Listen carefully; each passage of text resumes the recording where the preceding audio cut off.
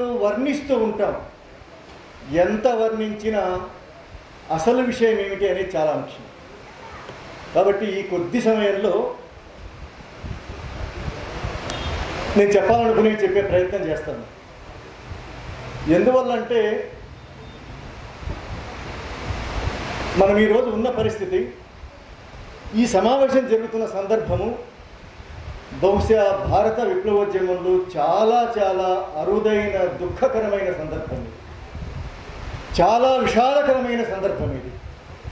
మన ముందు తరాల వాళ్ళు విప్లవోద్యమంలో అనేక రకాల ఆటుపోట్లు అనుభవించి ఉంటారు, అనేక రకాల కష్టాలు అనుభవించి ఉంటారు. కానీ మన కాలానికి మనం అంతకు మించిన ఒక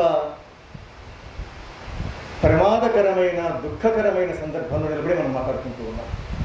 అది పరిస్థితి. దీని చుట్టూ చాలా విషయాలు ఉన్నాయి. మనం మాట్లాడవలసినవి, వివరించవలసినవి, అర్థం చేసుకోవాల్సినవి చాలా ఉన్నాయి. ఆ వివరాలన్నింటిలోకి నేను వెళతానో లేదో నాకు కూడా తెలియదు, టైం లేదు కాబట్టి. అయితే ఒక్క విషయం మాత్రం నేను చెప్పి ప్రారంభిస్తాను.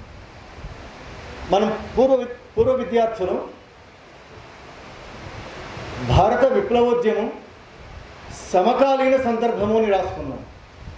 కానీ సరిగ్గా నాకు ఉదయం నుంచి అనిపిస్తూ ఉన్నది, ఇది సమకాలీన విద్రోహ సందర్భం. ఈ సమకాలీన విద్రోహ సందర్భంలో మనం ఏం మాట్లాడుకుంటాము అనేది చాలా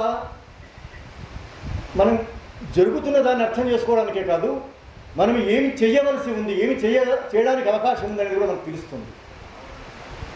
నాకు ఇంకోటి కూడా అనిపిస్తున్నది, గత 3 నెలలుగా మనమందరము ఉండవలసినంత ఆగ్రహంతో లేము మిత్రులారా, ఉండవలసినంత దుఃఖంతో లేము. చలసాని ప్రసాద్ అనేవాడు, మన హృదయం దుఃఖంతో ఉన్నది అంటే మనం సరిగా ఉన్నట్టు అనేసి. ఈ 3 నెలలుగా 2.5 నెలలుగా జరుగుతున్న పరిణామాలని నిజంగానే మనం లోతుగా అర్థం చేసుకుంటున్నామా? వీటి సారమేమిటో తెలుసుకుంటూ ఉన్నామా? ఎందుకు ఇలా జరిగిందో మనం తెలుసుకుంటున్నామా? ఇప్పటికైనా మనం తెలుసుకునే ప్రయత్నం చెయ్యాలి.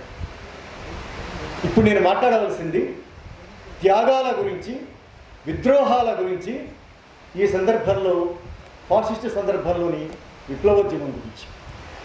ఇప్పుడు నేను త్యాగాల గురించి పెద్దగా మాట్లాడండి. ఎందువల్ల అంటే త్యాగాల గురించి నిరంతరాయంగా మనం మాట్లాడుకోవాల్సిన, తలపోల్చుకోవాల్సిన, ఉత్తేజం పొందవలసిన ఒక అంశం. అట్లాగే ఫాసిస్ట్ సందర్భంలో విప్లవోద్యమం గురించి కూడా మనం గత 10-12 ఏళ్ళుగా మాట్లాడుతున్నాము, ఇంకా మాట్లాడుకోవాల్సి కూడా ఉంది. నేనైతే ఇప్పుడు నాకున్న ఈ కొద్ది సందర్భాన్ని ద్రోహుల గురించి మాత్రమే మాట్లాడడానికి ఉపయోగించుకోదలుచుకున్నాను. ద్రోహాల గురించి మాత్రం మాట్లాడడానికి వినియోగించదలుచుకున్నాను. ఎందుకంటే ఇది ద్రోహ సందర్భం కాబట్టి.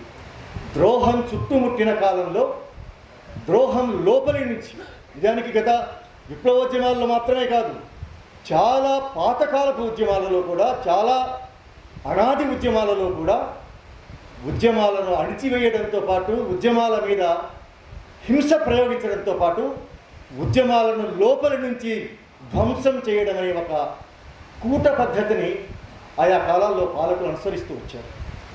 ఇప్పుడు వాటన్నింటి అత్యున్నత రూపమైన మంద్రస్థాయి యుద్ధ సందర్భంలో ఈ విద్రోహం జరిగింది. మంద్రస్థాయి యుద్ధం అంటే అర్థం ఏమిటంటే ప్రతిఘాతుక విప్లవానికి సంబంధించిన అత్యున్నత వ్యూహం. ఈ అత్యున్నత వ్యూహ సందర్భంలో ఈ ప్రతిఘాతుక దాడి జరిగింది. దీన్ని వీలైనంత తక్కువ టైంలోనే చెప్పే ప్రయత్నం చేస్తాను. నేను ద్రోహుల గురించే మాట్లాడతానని చెప్పాను కాబట్టి మొట్టమొదట మన గురించి మల్లోజుల వేణుగోపాలరావు ఏం మాట్లాడుతున్నాడు అనే విషయం మనం నేను చర్చిస్తాను.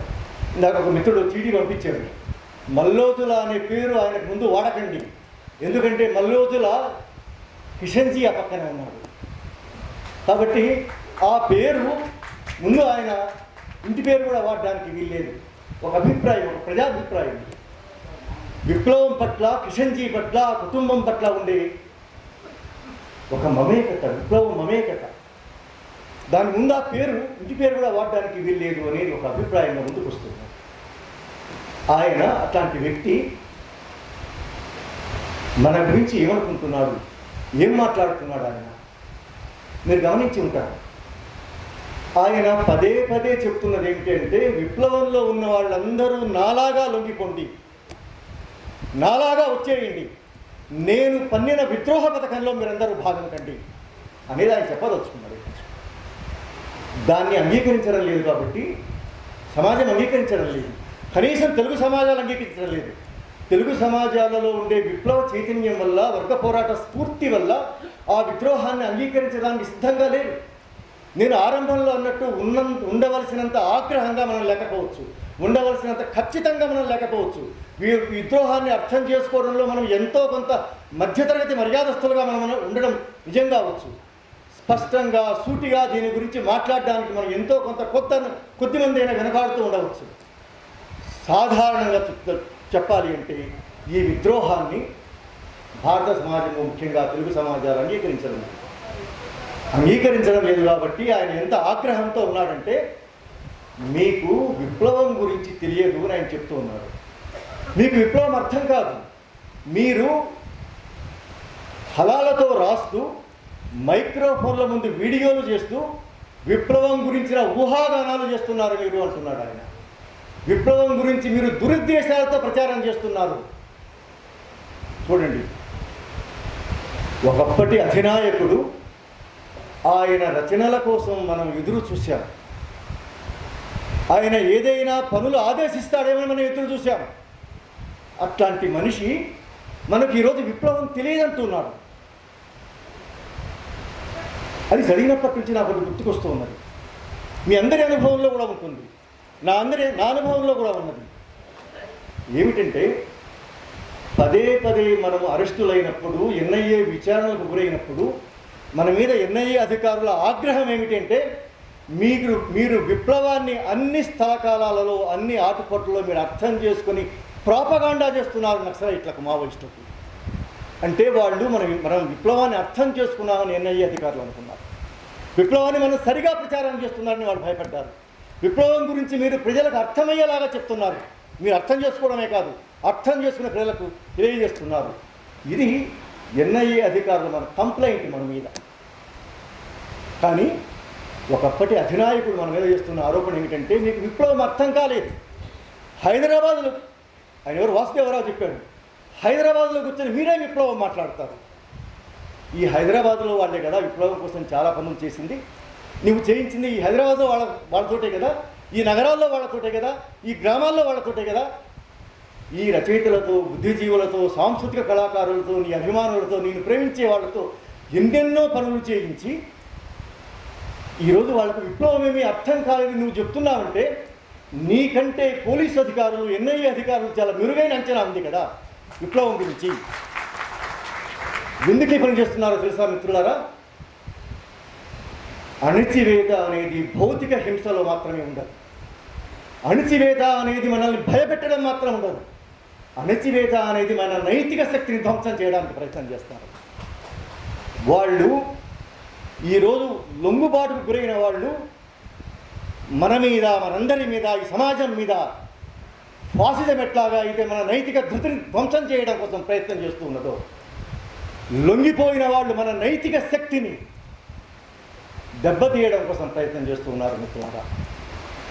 ఈరోజు ఇక్కడ నిలబడి మాట్లాడడానికి, అమరవీరుల గురించి మాట్లాడడానికి, విప్లవం గురించి మాట్లాడడానికి మనం వెనకడుగు వేయవలసిన, ఇంతవరకు మనం అనేక రకాల కుట్ర కేసులు ఎదుర్కొన్నాం, జైళ్ల పాలయ్యాం, ఇప్పటికీ జైళ్లలో ఉన్నారు, ఎన్నో రకాల హింసలు, విచారణలు ఎన్నో ఎదుర్కొన్నాం. భయపడ్డామేమో కానీ ఎప్పుడైనా సరే సగటు మనుషులం కాబట్టి రక్త మాంసాలు ఉన్న వాళ్ళం కాబట్టి భయపడ్డామేమో కానీ మనం ఎప్పుడు మన నైతిక శక్తిని కోల్పోలేదు. నైతికంగా విప్లవం గురించి మాట్లాడడానికి మనం ఎప్పుడు వెనుకడుగు వేయలేదు. కానీ ఈ ద్రోహులు ఈరోజు మేము చచ్చిపోతే ఎర్ర జెండాలతో ఊరేగించాలనుకుంటున్నారా అని ప్రశ్నిస్తూ ఉన్నారు. చూడండి, ఇన్నేళ్ల పాటు ఆయన నాయకత్వం వహించాడు కదా వాసుదేవరావు. కొన్ని వందల శవాలను మనం తీసుకొచ్చాం కదా, వందల మంది అమరవీరులు స్మరించుకుంటూ మీటింగులు పెట్టాం కదా, వాళ్ళ గురించి కవిత్వాలు అల్లాము, పాటలు పాడాము, ప్రసంగాలు చేశాము. నీవు అప్పుడు కూడా ఇదే అభిప్రాయంతో ఉన్నావా అని ఆయన మనం ప్రశ్నించవలసిన అవసరం ఉంది. ఈరోజు శత్రు శిబిరంలో చేరి పోలీసుల దగ్గర కూర్చొని మా శవాలను ఎర్ర జెండాలతో ఊరేగించాలనుకుని మేము బయటికి వస్తూ ఉంటే మీరు ప్రశ్నిస్తున్నారా?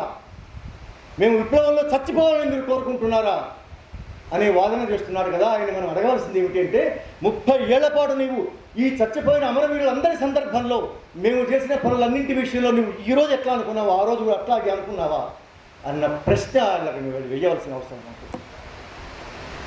అంటే ఫాసిజము, అణచివేత భయపెట్టడంతో మాత్రమే ఆగదు. మనం మాట్లాడడానికి వెనుకంజ వేసేలాగా చేస్తుంది. నాకేమీ అర్హత ఉంది వాళ్ళ గురించి మాట్లాడడానికి? వాళ్ళు చాలా ఏళ్ళు కష్టపడ్డారు కదా. నిజమే, తప్పనిసరిగా అక్టోబర్ 21వ తేదీ కంటే ముందు, బహుశా ఈ ఏడాది 1వ తేదీ కంటే ముంగటి దాకా, లేకపోతే సూరజ్కుండ్ అణచివేత పథకంలో రాజ్యంతో కుమ్మక్కయ్యేంత దానికంటే ముందు దాకా వాళ్ళు అద్భుతమైన మనుషులే.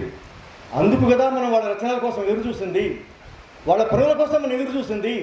విప్లవం చేస్తున్నారని కదా మనం గౌరవించింది. నిస్సందేహంగా మనందరికంటే, ముఖ్యంగా నాకంటే చాలా త్యాగపూరితమైన జీవితం గడిపారు కాబట్టి గౌరవించాను. కానీ నువ్వు శత్రువుతో చేయి కలిపావు కదా. శత్రువుతో చేయి కలిపి శత్రు శిబిరంలో ఉండి ఈరోజు విప్లవాన్ని ప్రేమిస్తున్న వాళ్ళు, విప్లవం కోసం ఆరాటపడుతున్న వాళ్ళు, విప్లవోద్యమం కోసం దుఃఖపడుతున్న వాళ్ళను ప్రశ్నించే నైతికత నీకేముంది అసలు? నీవు మా నైతికతని ప్రశ్నిస్తూ ఉన్నావు. మాకేం అర్హత ఉంది అనేసి, మాకేం అర్థమైంది అంటున్నావు కదా. నీకేమన్నా అర్థమైంది అసలు? 40 ఏళ్ల పాటు విప్లవోద్యమంలో ఉండి 40 ఏళ్ల పాటు విప్లవం గురించి అనేక రచనలు చేసి, అనేక సూత్రీకరణలు చేసి, అనేక రకాల ఉత్తేజకరితమైనటువంటి విషయాలు చెప్పి చివరికి నీకు విప్లవం అర్థమైంది ఇదేనా? కాబట్టి విప్లవాన్ని ఎవరు అర్థం చేసుకుంటారు? ఎప్పుడు విప్లవం అర్థమవుతుంది? ఎప్పుడు విప్లవం అర్థం కాకుండా పోతుంది? ఇది చాలా ముఖ్యమైన విషయం. నిస్సందేహంగా నేనేమంటున్నానంటే, నీవు లొంగిపోయావు కాబట్టి, ఆత్మ సమర్పణ చేసావు కాబట్టి, శత్రువు దగ్గర నీవు ఆయుధాలు ఇచ్చి మోకరిల్లావు కాబట్టి నీకు విప్లవం అర్థం కాకుండా పోయింది. నీకు విప్లవం అర్థం కాకుండా పోయింది కాబట్టి మిగతా వాళ్ళెవరికి విప్లవం అర్థం కాకుండా పోయిందనేసి ఆరోపిస్తూ ఉన్నావని నేను చెప్పదలుచుకున్నాను. ఇది వెళ్ళిద్దరి గురించి. ఇంకొక మనిషి గురించే మనం మాట్లాడుకో. నేను మొదటిసారి మాట్లాడుతూ ఉన్నాను ఇంకొక మనిషి గురించి. నరసింహారెడ్డి అనబడే ఒక మాజీ మావోయిస్ట్ 6 ఏళ్ల కిందో 7 ఏళ్ల కిందో ఆయన తోక ముడిచి ఇంటికి వచ్చేసాడు. విప్లవంలో నుంచి బయటికి రావడానికి ఎవరికైనా వాళ్ళ సొంత ఇష్టం. విప్లవంలోకి వెళ్ళడానికైనా తిరిగి రావడానికైనా అది వాళ్ళ ఇష్టం, వాళ్ళ స్వచ్ఛంద నిర్ణయం. అది వచ్చాక ఏం చేశారు అనే దాన్ని బట్టి కూడా ఒక వైఖరి ఉంటుంది. కానీ రావడం పట్టడే మనకు అభ్యంతరం లేదు. మన సంఘాలలోకి మనం స్వచ్ఛందంగా మనం వచ్చాం. మనం ఎంచుకున్న పనులు మనంతగా మనం ఎంచుకున్నాం. ఈ పనులు మనం ఈరోజు చేస్తామో, రేపు చేస్తామో, ఎల్లుండి చేయడం మానేస్తామో, మన స్వచ్ఛందమైన మన ఎంపిక. సమస్య అది కాదు. వచ్చావు కదా, వచ్చి ఇన్నేళ్ల పాటు భారతదేశంలో పెట్టుబడిదారీ సమాజ ఉత్పత్తి సంబంధాలు వచ్చాయని చెప్పావు. మావోయిస్టు పంథా తప్పు అని చెప్పావు. ఇంతకు వచ్చి నీవు ఇన్నేళ్ల పాటు ఏమి చేశావు? ఇన్నేళ్ల పాటు నువ్వు కనీసం ఒక్క మనిషినైనా సరే నీ ఆలోచనలకు అనుగుణంగా, నీ పంథాకు అనుగుణంగా ఒక్క మనిషిని మలిచి, ఒక్క పోరాటం చేసి, ఒక సమస్యని ఎత్తిపట్టి, ఒక్కసారి ప్రభుత్వానికి వ్యతిరేకంగా మాట్లాడి, రాజ్యానికి వ్యతిరేకంగా ఒక్కసారి మాట్లాడి ఏదైనా ఉన్నదా? ఇది లేదు కదా. నీవు ఈరోజు ప్రజా సంఘాలకు మాట్లాడే అర్హత లేదు. ఆయన చాలా నేరుగా చెప్పాడు, వీళ్ళకంటే కూడా ఇంకా నేరుగా చెప్పాడు. వీళ్ళకి అర్హత ఎక్కడుంది? క్రమశిక్షణ ఉందా ఈ సంఘాలకు అనేసి? ఆశ్చర్యకరమైన విషయం మిత్రులారా. మన సంఘాల క్రమశిక్షణ గురించి, మన క్రమశిక్షణ గురించి, మన సంఘాలలో మన క్రమశిక్షణాయుతమైన మన ఆచరణ గురించి లొంగిపోయి సాగిలపడి మావోయిస్టు ఉద్యమం మీద వ్యాఖ్యానాలు చేసే పరాన్నజీవిగా బతుకుతూ, వక్రీకరణలు చేస్తూ, రోజుకొక వ్యాఖ్యానం చేస్తూ, మనుషుల్ని బెదిరిస్తూ, దానికి ఎంత పోలీసింగ్ పెరిగిందో చూడండి మిత్రులారా. మన మీద, ఆలోచనాపరుల మీద, విప్లవాన్ని కోరుకునే వాళ్ళ మీద ఎంత పోలీసింగ్ పెరిగిందో చూడండి. ఆలోచనాపరంగా, మేధోపరంగా, నైతికంగా లొంగిపోయి వచ్చిన ప్రతివాడు. ఇట్లా అయితే ఎంత భయంకరంగా ఉండేది. వాళ్ళు ఎంచుకున్నారు, కొద్ది కాలం పాటు చేసి ఉండవచ్చు, వాళ్ళకి ఇష్టం లేకపోయి ఉండొచ్చు, ఓపిక లేకపోయి ఉండొచ్చు, ఆరోగ్యం బాగాలేకపోయి ఉండొచ్చు, వచ్చి ఉండవచ్చు. కానీ మేధావులు ఏమంటున్నారంటే వచ్చిన వాళ్ళందరినీ ద్రోహులు అంటున్నారు అనేసి మన చుట్టూ చాలామంది మేధావులు ఉంటే వాపోతూ ఉన్నారు. అందరినీ ద్రోహులు అనలేదు. అందరినీ ద్రోహులు అనేటట్టయితే విప్లవం చేస్తున్న వాళ్ళకంటే ద్రోహుల సంఖ్య, ద్రోహుల జాబితానే ఎక్కువగా ఉంది. ద్రోహం అంటే అర్థం ఏమిటో తెలియకుండా చదువుకున్న వాళ్లకు, విద్యావంతులకు, సాహిత్యకారులకు వచ్చిన ప్రతి వాళ్ళందరినీ ద్రోహులు ఎందుకు అంటారు మీరు అనేసి వీళ్ళు ఒక రకమైనటువంటి ప్రవచనాలు చెప్పడానికి సిద్ధమయ్యారు బయట ఉండే మేధావులు. అందరినీ ద్రోహులు అనలేదు.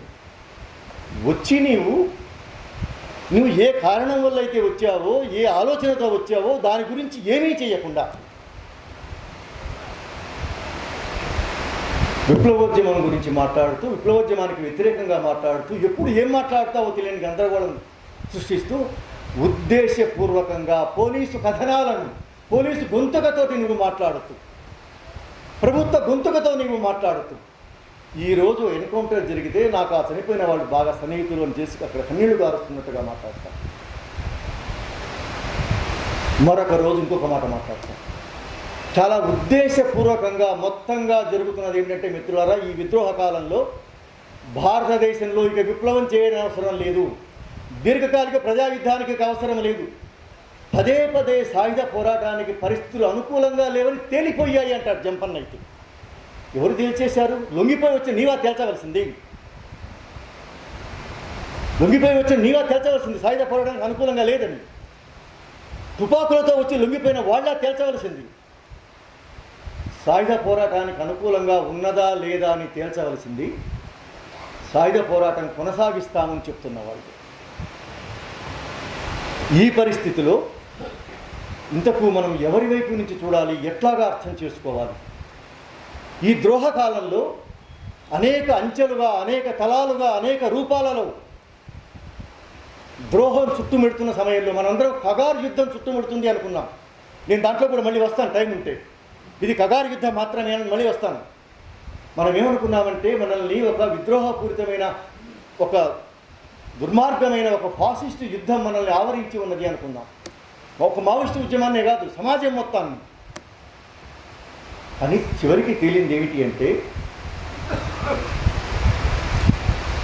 యుద్ధం మాత్రమే కాదు, విద్రోహం చుట్టుముట్టి ఉన్నది. కాబట్టి మనం మాట్లాడడానికి మనకు చాలా అర్హతలు ఉన్నాయి మిత్రులారా. మీరెవరైనా సరే ఒక రకంగా మీరెవరైనా మాట్లాడడానికి సంకోచించేటట్టయితే, వాళ్ళ నోళ్లకు బెదిరి, వాళ్ళ వాదనలకు జడిసి, వాళ్ళు చేస్తున్న ఆరోపణలకు నిజమేమో అనుకొని, మనకెక్కడ మనం ఇండల్లో ఉండేవాళ్ళం, ఉద్యోగాలు చేసుకునేవాళ్ళం, మనకు విప్లవం గురించి, విప్లవోద్యమం కొనసాగాలని మాట్లాడడం గురించి మనకేమైనా అర్హత ఉందా లేదా అని సంశయానికి మీరు గురవుతారేమో అనేసి 2-3 విషయాలు చెప్పి ముందుకెళ్తాను.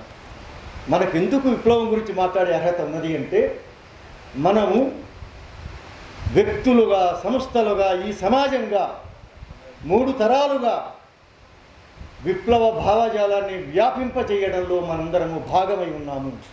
మనందరము మనకు తెలిసిన పద్ధతిలో ఒకరు కవిత్వం రాయవచ్చు, ఒకరు పాట పాడవచ్చు, ఒకరికి నిజ నిర్ధారణ చేయవచ్చు, ఒకరొక సమ్మె చేయవచ్చు, ఒకరికి కరపత్రాన్ని పంచిపెట్టవచ్చు, ఒకరికి మంచినీళ్ళ గ్లాస్ అందించవచ్చు పోరాడే వాళ్లకు. మనమందరము విప్లవం కొనసాగాలి అని మన శక్తి మేరకు మనం పనిచేస్తూ ఉన్న వాళ్ళం. కాబట్టి ఆ విప్లవోద్యమంలో ఆ విప్లవోద్యమాన్ని దెబ్బతీయడం కోసం ద్రోహులు కుట్రపూరితంగా వేరు పురుగులాగా అందులో చేరి దాన్ని ధ్వంసం చేయడానికి ప్రయత్నం చేస్తూ ఉన్నప్పుడు మనం ఖచ్చితంగా విప్లవం పక్షాన ఉండి వాళ్ళను ప్రశ్నించే హక్కు మనకున్నది, బాధ్యత కూడా మనకున్నది. ఇది మొదటి అంశం. రెండవది ఏమిటంటే, విప్లవ భావజాలాన్ని తుడిచిపెట్టే ప్రయత్నం వాళ్ళు చేస్తూ ఉన్నారు. ఇక విప్లవాలకు అవకాశం లేదు, ఇక సాయుధ పోరాటాలకు చోటు లేదు. ఇక మిగిలి ఉన్నది ఏమిటి అంటే మనందరము ఓటర్లుగా మారిపోవడం మాత్రమే. ఈరోజు ఆయన ప్రవచన సారాంశం ఏమిటంటే, ఇద్దరు చెప్తూ ఉన్నది, వాళ్ళిద్దరిలో ఎవరు నాయకులో, ఎవరు అనుచరులో ఇప్పుడు మనకు అనవసరం. దీన్ని ఆరంభించింది మల్లోదర వేణుగోపాల్ కావచ్చు, కాగితాల రూపంలో.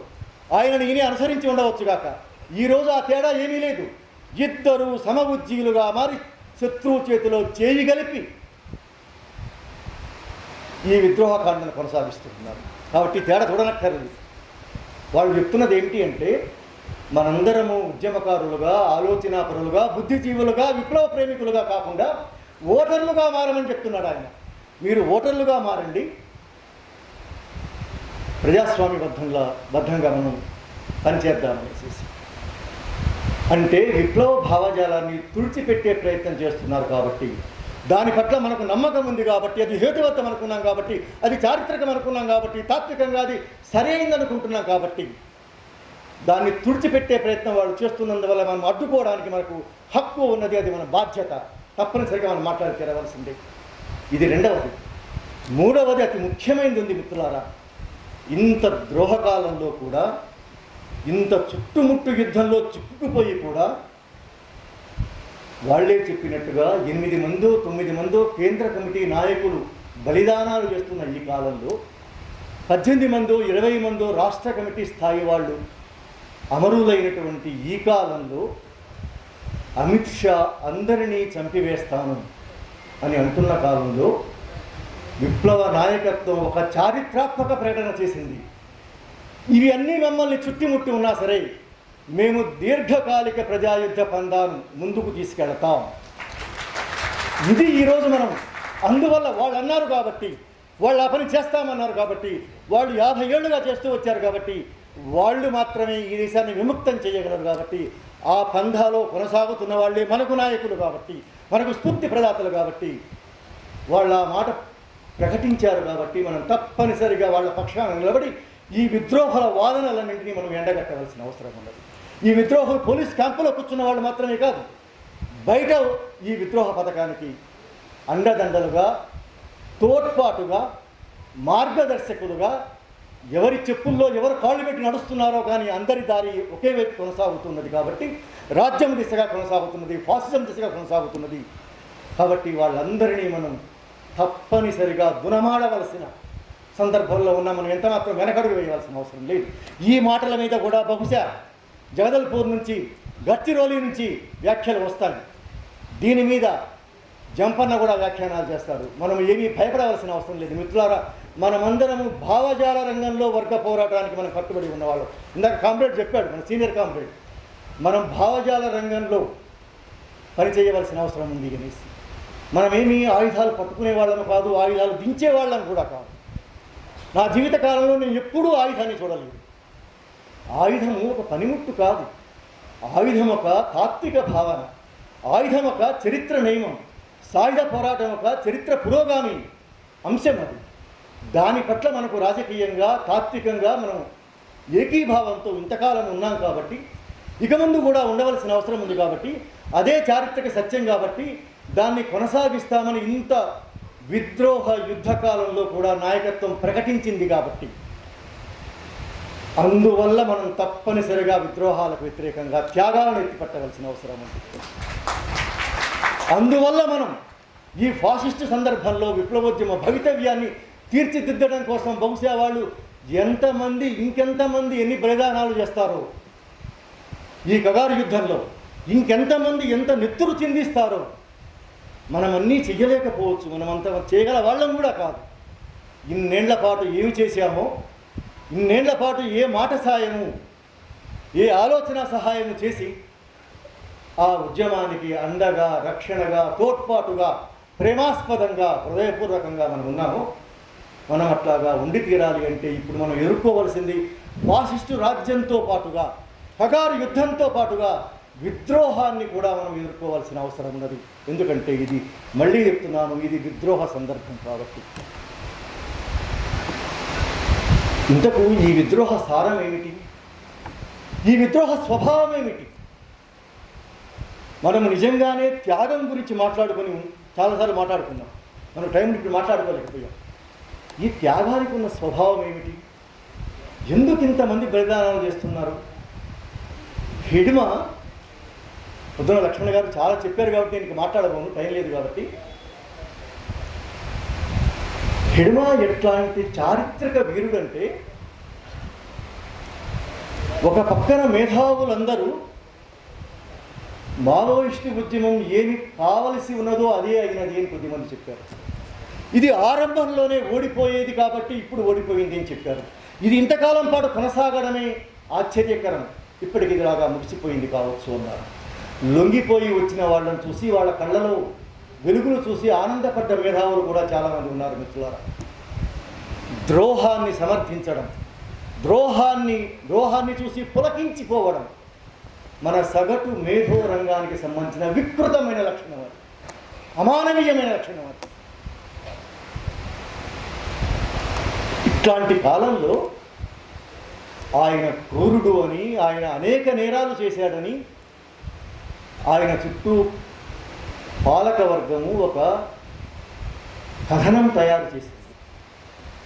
కానీ ఆయన ఎంత అద్భుతమైన నాయకుడు అంటే, ఆయన జీవించి ఉన్న కాలంలో ఏం చేశాడో నాకైతే తెలియదు.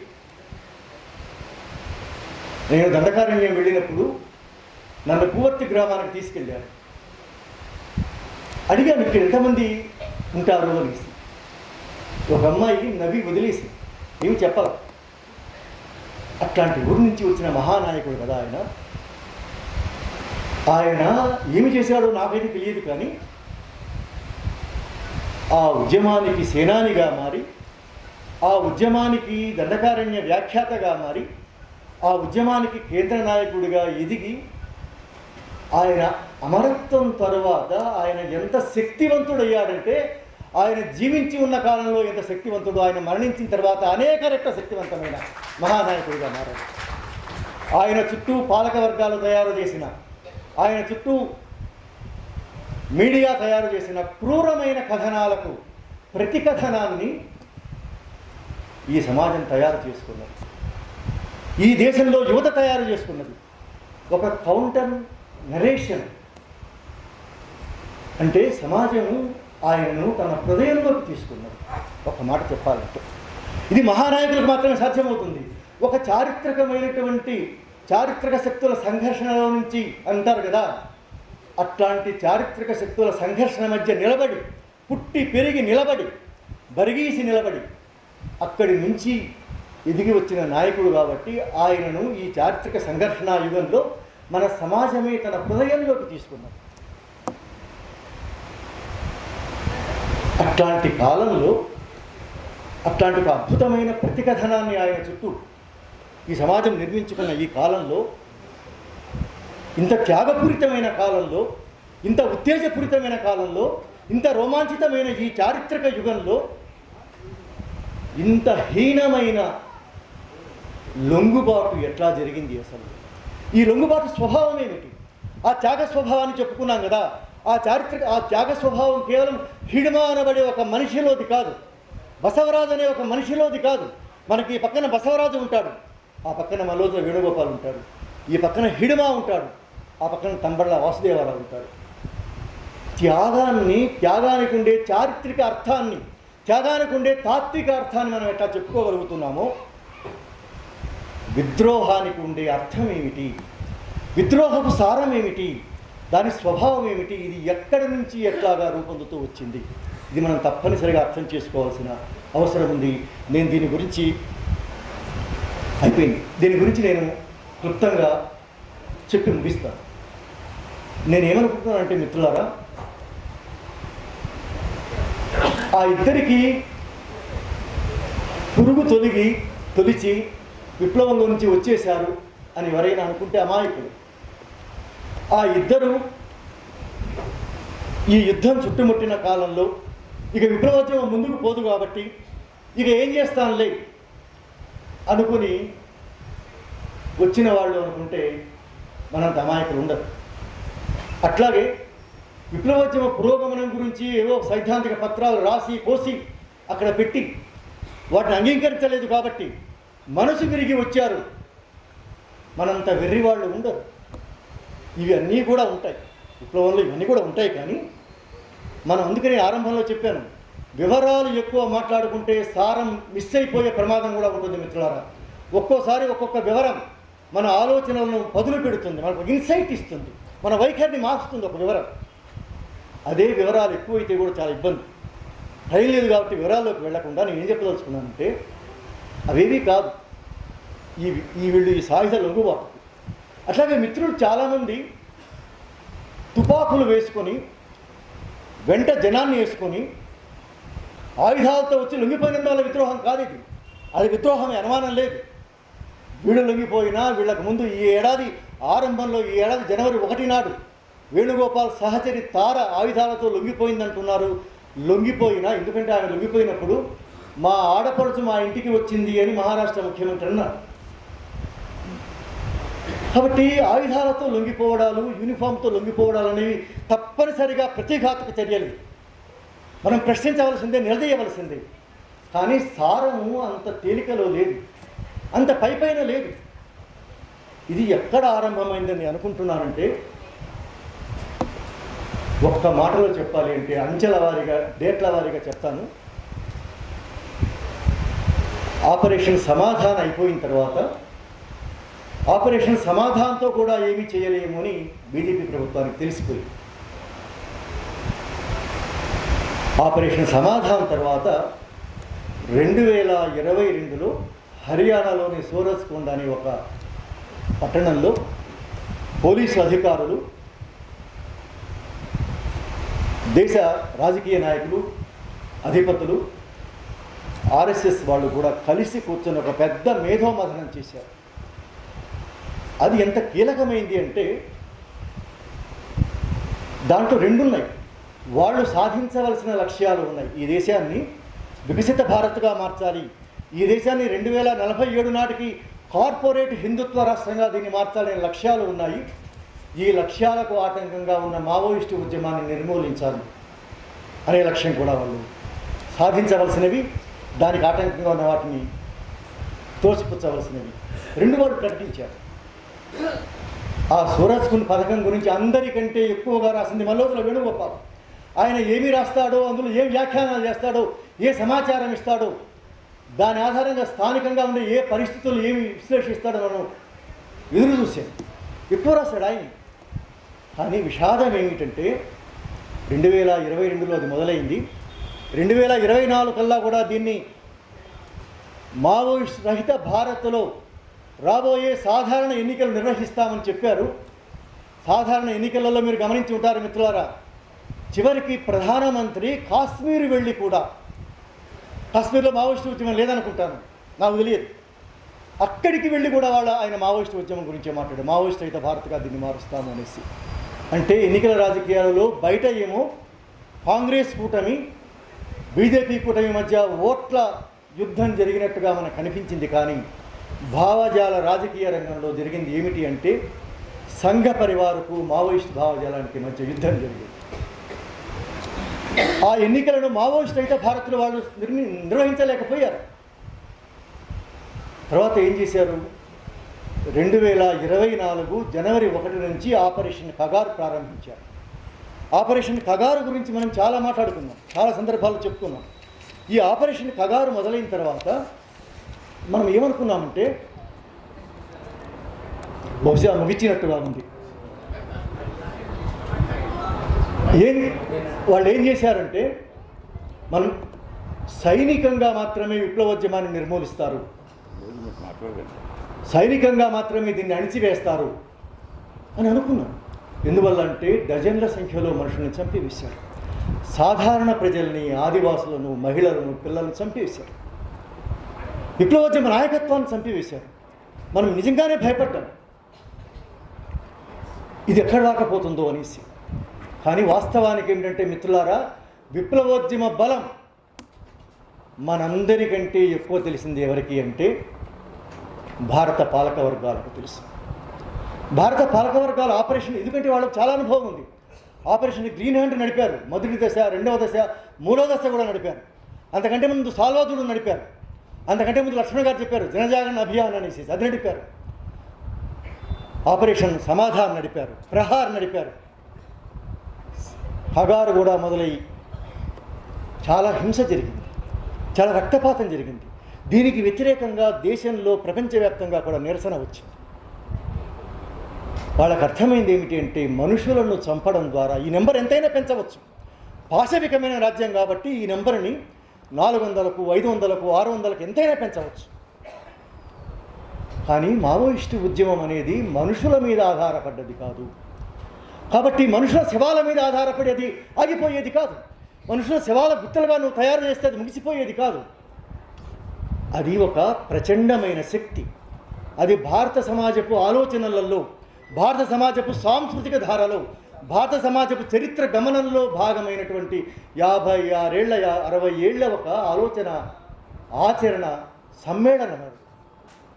మనుషుల్ని చంపడం వల్ల కాదు, దాన్ని తీసేయలేదు. మనం భయపడ్డాం, నిజానికి మనలాంటి వాళ్ళు, నేను కూడా భయపడ్డాను. అందరినీ చంపివేస్తారేమో, ఇంకా ఎక్కువ మంది చంపేస్తారేమో, కన్నీళ్లు గార్చాం, బాధపడ్డాం, ఖగారు వ్యతిరేకంగా పోరాడాం. వాళ్ళకి అర్థమైంది ఏమిటంటే దీన్ని లోపలి నుంచి ధ్వంసం చెయ్యకుండా, లోపలి నుంచి దీన్ని నిర్మూలించకుండా తుడిచిపెట్టడం సాధ్యం కాదు అనే విషయం పాలకవర్గాలకు తెలుసు. బహుశా నేను అనుకోవడం సూరజ్గుండ్ పథకంలోనే ఈ ద్విముఖ వ్యూహం ప్రారంభమై ఉంటుంది. అణచివేత, విద్రోహం అనబడి ద్విముఖ వ్యూహం సూరజ్గుండ్ పథకంలోనే ఉండి ఉంటుంది. ఆ రోజు మనకు మల్లోజుల వేణుగోపాల్ రాసిన చాలా వ్యాసాలలో ఆయన అణచివేత గురించి, యుద్ధం గురించి, చుట్టుముట్టు సైనిక చర్యల గురించే చెప్పాడు, కానీ విద్రోహం గురించి చెప్పలేదు. కాలగతిలో ఆ విద్రోహంలో ఆయన కూడా భాగమయ్యాడు. అది విషాదకరమైన విషయం, విషాదకరమైన వాస్తవం అది. అందుకే ఒక్కసారి వెనక్కి ఆలోచించండి. 2024లో మొదలైంది కదా. ఆ తర్వాత యాసిన్ అని, ఆయన అసలు పేరు ఇది యాసిన్ రాజారాం అనేది అంటారు. ఆయన భార్య అంజు, వీళ్ళిద్దరూ జూలైలో, అక్టోబర్ 11న వీళ్ళిద్దరూ 2024 లొంగిపోయారు. ఈ యాసిన్ అనే ఆయన లొంగిపోయి బయటకు వచ్చాక ఒక ప్రకటన చేశారు, చాలా కీలకమైన ప్రకటన. ఇండియన్ ఎక్స్ప్రెస్లో వచ్చింది, మీ అందరూ చదివే ఉంటారు. ఆయన ఎలాంటి ప్రకటన చేశాడంటే, విప్లవంలోని అతివాద పంథాకు సోను దాదా సమర్థకుడు కాదు అని ఒక ప్రకటన చేశాడు. అదే సంవత్సరం అది ముగిసింది. 2025 జనవరి 1 నాడు ఆయన సహచర్య లొంగిపోయింది. లొంగిపోయిన తర్వాత ఇందాక చెప్పాను, మా ఆడపడుచు తిరిగి వచ్చింది అనేసి చెప్పాడు అనేసి. ఆ తర్వాత ఈ ఏడాది ఆగస్టు 14 నాడు మల్లోజుల వేణుగోపాల్ లొంగిపోయాడు. లొంగిపోయాక ఫడ్నవీస్ ఒక ప్రకటన చేశాడు. వీళ్ళేమో తెంపరితనం చూడండి ఎట్లా ఉంటుందో. వాసుదేవరావు కానీ వేణుగోపాల్ కానీ ఎంత తెంపరితనం అంటే, మేము లొంగిపోలేదు. బయట జంపన్న ఏమంటాడంటే లొంగుబాటు అనొద్దు. లొంగుబాటు అన్నకి ఏమనాలి? విప్లవకరమైన చర్య అనాలా, ధీరోదాత్తమైన చర్య అనాలా, లీగలైజ్ కావడం అనేసి దానికి ఒక సాధికారత తీసుకొచ్చే ప్రయత్నం చేశాడు. అంటే లొంగుబాటును ఒక సాధికార భావజాలంగా, ఒక ఆమోదనీయమైన భావజాలంగా మార్చడానికి లోపల నుంచి వాళ్ళు ప్రయత్నం చేశారు, బయట నుంచి ఈయన ప్రయత్నం చేశారు. ఈ మొత్తము భారత రాజ్యపు కనుసన్నలలో జరిగింది. ఈయన లొంగిపోయిన తర్వాత వీళ్ళేమేమి లొంగిపోలేదని వీళ్ళు చెప్పారు. రాష్ట్ర ముఖ్యమంత్రి చెప్పింది ఏమిటంటే 2 నెలలుగా మధ్యవర్తులతో మంతన రహస్య మంతనాలను కూడా అన్నాడు ఆయనైతే. రహస్య మంతనాలు జరిపి ఇక్కడి దాకా పట్టుకొచ్చాం. ఇది ఎప్పుడు మొదలైంది నేను తేదీ చెప్పలేకపోవచ్చు, నాకు తెలియదు. నాకు తెలిసింది ఏమిటంటే సూరజ్గుండ్ గురించి తెలుసు, ఖగారు ఎప్పుడు మొదలైందో తెలుసు, బహిరంగంగా వీళ్ళు లొంగిపోయిన తేదీలు మనందరికీ తెలుసు. కానీ వీళ్ళు రాజ్యం వైపు ప్రయాణించారా, రాజ్యం వచ్చి వీళ్ళను లోబరుచుకున్నదా అన్న ప్రశ్న మీకు రావట్లేదా? సమాజానికి అంతా వస్తూ ఉన్నది. మనమందరం ఆ ప్రశ్న వేసుకోవాల్సిన అవసరం ఉంది. కేవలం ఆయుధాలతో లొంగిపోయారు కాబట్టి అది మాత్రమే విద్రోహం అనుకోవడానికి లేదు. ఇది స్టేట్ స్పాన్సర్డ్ సరెండర్. ఇది రాజ్యము వలవేసి పట్టుకుని. ఒక విషయం చెప్పి ముందుకెళ్తాను. మంద్రస్థాయి యుద్ధము అని ఒక పత్రం గురించి మీరు విని ఉంటారు. 2015లో మనం దాన్ని అచ్చువేశాం కూడా. దాంట్లో ఒక విషయం ఉంది.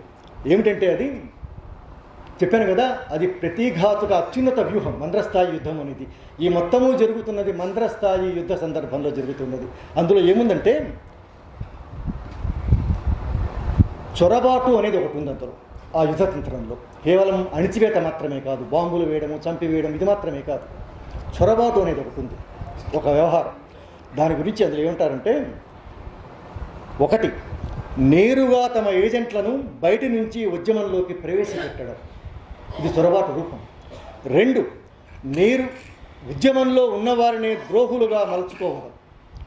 3, ఏదో ఒక పద్ధతిలో ఉద్యమ నిర్మాణంలో పాగా వేశాక అక్కడున్న తమ మనుషులను వేరు లక్ష్యాలతో పనిచేయించడం.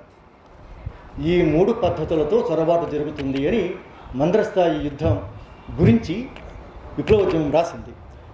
దీనికోసం ఉద్యమ అంతర్గత సమాచారాన్ని బయటికి చేరవేసే పనిలో కొంతమంది ఉంటారు.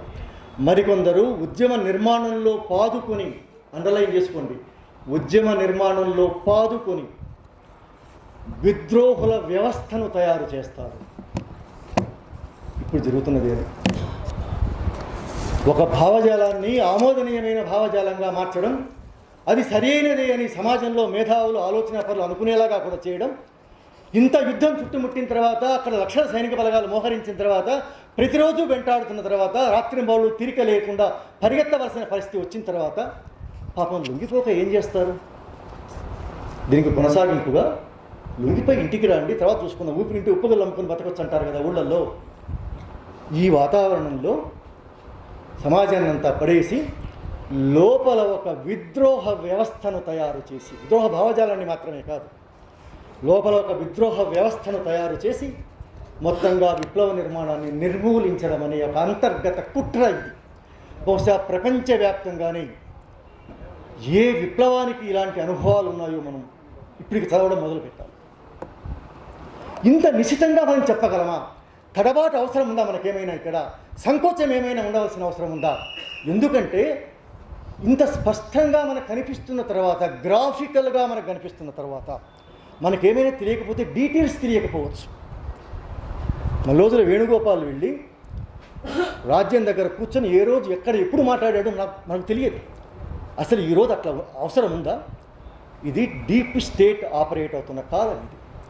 అసలు మనలాంటి దేశంలో ప్రజాస్వామ్యమే నామమాత్రంగా ఉన్న దేశంలో ఎన్నికల ద్వారా అధికారంలోకి వచ్చిన ప్రభుత్వాలతో నిమిత్తం లేకుండా, చట్టబద్ధ పాలనతో నిమిత్తం లేకుండా, సాధారణ పరిపాలనతో నిమిత్తం లేకుండా మాఫియాలు, కార్పొరేట్లు, సంఘ పరివార్ లాంటి ఒక ముఠా, సైనిక అధికారులు